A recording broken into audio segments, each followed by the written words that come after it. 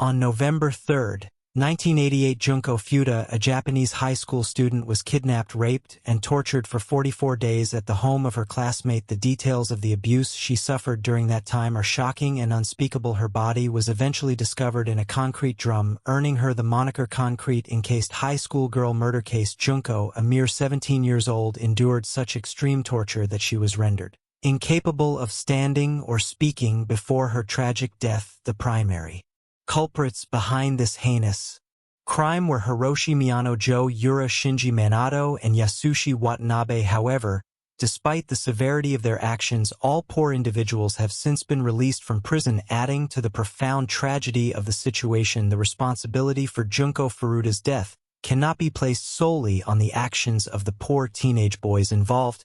There were numerous individuals who failed to notice or intervene in the assault on the girl, ultimately leading to her untimely demise, who was Junko Furuta. Juno Furuta, born in Misato State Prefecture, was described as a model student with outstanding academic achievements and a good attendance record. She was dedicated to her studies and worked part-time to support her family. Junko had secured a job at an electronics store and had plans to continue working there after graduating from high school. She was admired for her accomplishments, known for her responsible and diligent nature in addition to her impressive academic achievements. Furuta was a captivating teenager who attracted a great deal of attention, causing some of her peers to feel envious. She was a role model student who refrained from smoking drugs and excelled in her studies. However, Hiroshi Miyano, one of the school bullies, had developed a crush on Furuta, but she rejected his advances, which fueled his anger. This unfortunate situation would lead to a tragic series of events. Abduction of Junko Furuta. On November 25,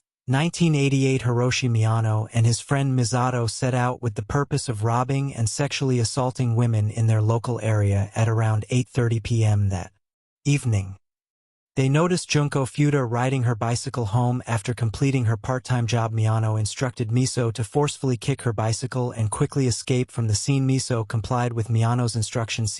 While Miyano, who was present at the scene, deceitfully acted as if he stumbled upon the assault, he approached Furuta and offered to give her a ride home, unaware of the meticulously orchestrated plan. Furuta accepted the seemingly kind gesture. Little did she know that she was being lured into a nightmarish ordeal. Mino transported Furuta to a nearby camp where he subjected her to further assault. During this horrific experience, he also revealed his affiliation with a local criminal organization, the Yakuza, and issued chilling threats of ending her life. Subsequently, Mano abducted her and took her to a hotel where he subjected her to yet another brutal sexual assault. After Mano committed his horrifying act, he reached out to his acquaintances Yura and Watanabe Yasushi and shamelessly shared the details of the assault he had committed. Yura, driven by his own twisted desires, proposed the idea of kidnapping Furuta and keeping her captive. Tragically, the Yakuza, a criminal organization known for its involvement in sexual violence, had been previously linked to a similar atrocious crime. Miyano took Furuta to a park where his friends were waiting. Around 3 a.m. they discovered her address and threatened to murder her family if she attempted to flee. They took her to one of the boys' houses and held her there until her death. The kidnappers of Junko Furuta discovered her home address in a notebook found in her backpack. They then used this information to intimidate and control her further. They informed Junko that they knew where she lived and threatened to harm her family if she tried to escape. This manipulation tactic was aimed at preventing her from seeking help or reaching out to the authorities. In order to halt the police investigation and mislead her family, the captors forced Junko to make a phone call to her mother. During the call, they coerced her to say that she had run away voluntarily and was currently living with a friend, ensuring her family believed she was safe. This tactic was intended to divert suspicion and maintain control over the situation. Unfortunately, her parents reported her missing to the police 2 days after her disappearance. Unaware of the horrifying reality, she was enduring the kidnappers' use of threats against Junko's family and their manipulation of her communication further added to her helplessness and isolation throughout the ordeal. Junko Furuta was made to pretend to be the girlfriend of one of her captors when Minato's parents paid visits to their house. However, as time went on and more visits occurred, it became evident that Furuta was not willingly involved in a romantic relationship, but rather held captive against her will despite being aware of the dire circumstances. Minato's parents, driven by fear of retaliation from Hiroshi Miyano, a member of the Yakuza, took no action. Even Minato's brother, along with their parents, chose not to intervene, leaving Furuta and her hero dilemma. 44 days of hell. Junko Furuta was held captive in the Minato residence for the next 40 days, and during that time she was subjected to unspeakable suffering, of which even the details are shocking for Junko Furuta. Each day inside the Minno's residence was nothing short of hell. In court, the perpetrators testified that they subjected her to over 400 instances of rape, constant beating, starvation, and even hung her from the ceiling using her as a human punching bag. They dropped barbells on her stomach, forced her to consume live cockroaches and her own urine, and compelled her to masturbate in front of them. They cruelly forced her to sing and dance. While they continued to beat her, they employed cigarettes, lighters, and hot wax to inflict burns on her, including her eyelids. As a result of the relentless and brutal assaults, Junko Furuta's health deteriorated rapidly. There were instances when she lost consciousness and had to be revived by being submerged in a bucket of water. Despite her uterus suffering severe damage, she was tragically discovered to be pregnant. Desperate for help, Furuta made one attempt to call the police, but she was apprehended before she could utter a word. When the police returned her call, Hiroshi Miyano deceitfully claimed it was a mistake in a cruel act of punishment. For her desperate plea for assistance, her captors tied her legs and set her feet on fire using burning lighter fluid. After enduring this torment for 20 agonizing days, she became unable to walk due to the severe burns on her legs and extensively bruised muscles. Junko Furuta suffered severe damage to her hands, with her captors mercilessly smashing her bones and tearing her fingernails. Despite these horrifying injuries, they callously compelled her to sleep on the balcony, subjecting her to freezing temperatures. Furthermore, her internal organs sustained damage, causing her excruciating pain and preventing her from urinating properly. Throughout the relentless 30-day assault, in her utter despair and torment, she pleaded with her captors to end her life, desperately seeking an escape from the unbearable agony. Shockingly, her pleas fell on deaf ears as they callously refused, continuing their relentless attacks and inflicting further torture upon her. According to one of the kidnappers, Farah's legs were so badly damaged that it took her over an hour to drag herself down the stairs to the toilet. Her body was also severely crippled, and she began to emit a foul odor, driving the boys away from her. It is alleged that one of the kidnappers' acquaintances, Ihara, was forced to participate in the horrifying abuse inflicted upon Junko Furuta. After Ihara left the Mano residence, he shared the distressing details with his brother, who promptly informed their parents. Recognizing the gravity of the situation, AR's parents took immediate action and contacted the police. In response, police officers were dispatched to the Minato residence with the purpose of investigating the reported incident. However, upon their arrival, they were informed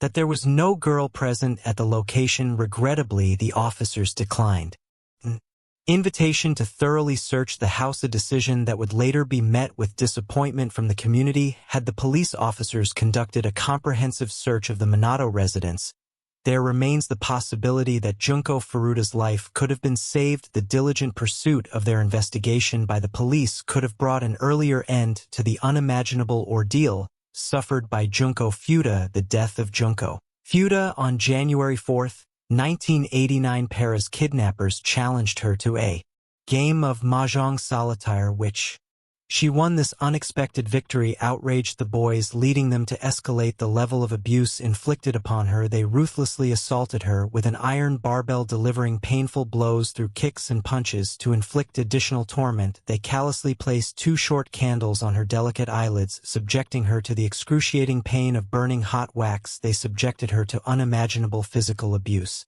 including beating her with a stick, using plastic bags to strike her, slamming an iron exercise ball into her stomach, and setting her on fire with lighter fluid. Despite her attempts to extinguish the fire, she eventually became unresponsive and succumbed to her injuries. After enduring the 2-hour assault, Junko's perpetrators wrapped her body in blankets and placed it inside a suitcase. They filled the suitcase into a 55-gallons drum and filled it with wet concrete. This ghastly container was then dumped into a cement truck located in Tokyo's Koto neighborhood. During the autopsy, it was discovered that Furuta had suffered severe injuries, including a significant shrinking of her brain and extensive damage to her eardrums. The horrific details of the crimes inflicted upon her daughter had a devastating impact on Furu's mother, necessitating her admission to intensive psychiatric treatment. Junko Furuta's captors Hiroshi Miyano and Joe Ogura were taken into custody on January 23,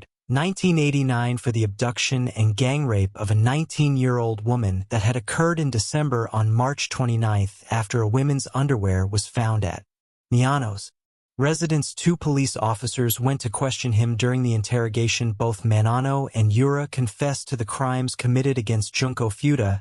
Miyano cooperated with the police and led them to the location where Furuta's body was concealed. However, when the police inquired about the disappearance of another woman and her 7-year-old son, the suspect's confession left the authorities puzzled. The following day, the police discovered the drum containing Furuta's remains through fingerprint analysis. Her identity was confirmed. Joe Hura had previously been arrested on April 1, 1989 for a separate sexual assault and was subsequently charged with Pura's murder. Nobuharu Minato, Yasushi Watanabe, and Minato's brother were also apprehended in connection with the case trial of Junko Furuta's captors. Despite their heinous crimes, the court kept their identities hidden, but a Japanese magazine was able to uncover and publish their identities. The magazine stated that, given the severity of the crime, the accused did not deserve to have their right to anonymity upheld. Instead of pleading guilty to murder, all of the kidnappers pleaded guilty to causing bodily injury that resulted in death. Although they were tried as juveniles, they had to be convicted as adults. Unfortunately, all 4 of them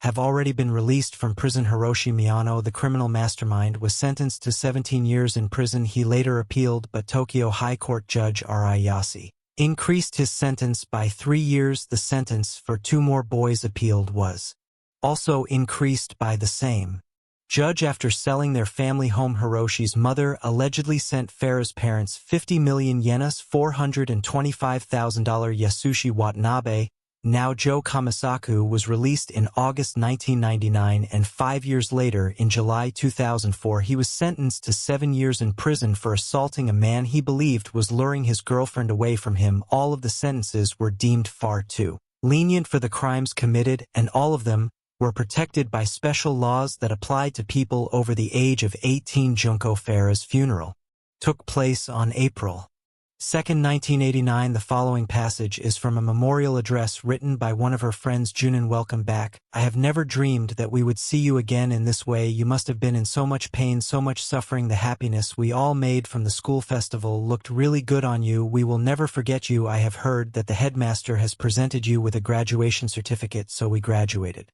together, all of us. Junin, there is no more pain, no more suffering. Please rest in peace.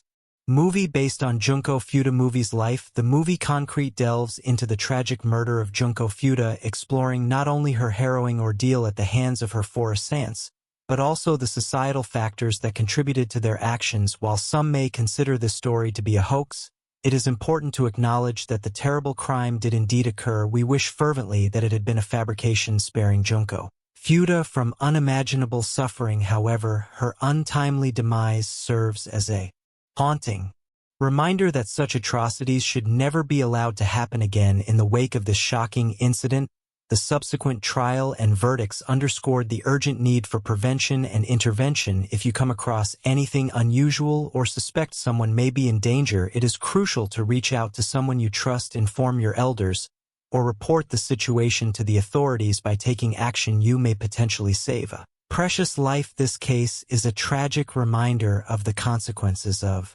staying silent and failing to intervene in situations where someone is in danger. It highlights the need for individuals to speak out against abuse and violence, and for society to hold perpetrators accountable for their actions. If you want many more scary and interesting stories that have ever happened, then subscribe to the channel to always be aware of the release of new stories, and don't forget to like the video and write your opinion about the video below.